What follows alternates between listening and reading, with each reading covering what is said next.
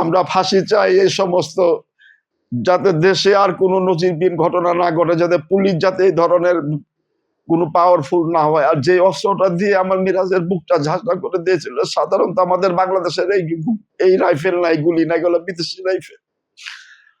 আমার মিরাজের বুকটা ঝাঁঝরা করে দিয়েছে। এই দেখেন কি অপরাধ করেছিল আমার মিরাজ।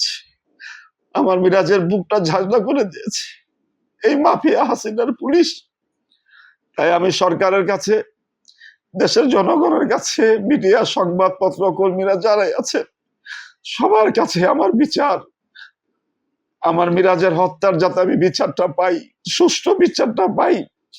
আমার বিচারটা ট্রাইব্যুনাল আছে, 2 বছর সাক্ষী সবকিছু হয়ে গেছে, কিন্তু চার্জশিটটা জমা দিচ্ছে না।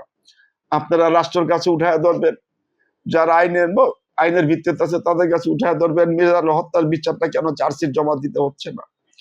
আমি বারবার করে বলছি আমার মিরাজ হত্যার বিচারটা আমি যাতে দেখতে পারি, যতদিন আমি আল্লাহ আমার হায়াতে বাঁচায় রাখে, আমি যাতে বলতে পারি আমার নাও সন্তানদের যে তোমাদেরকে যারা হত্যা করেছে তাদেরকে সরকার বিচার দিয়েছে, সরকার বিচার করছে বাবা।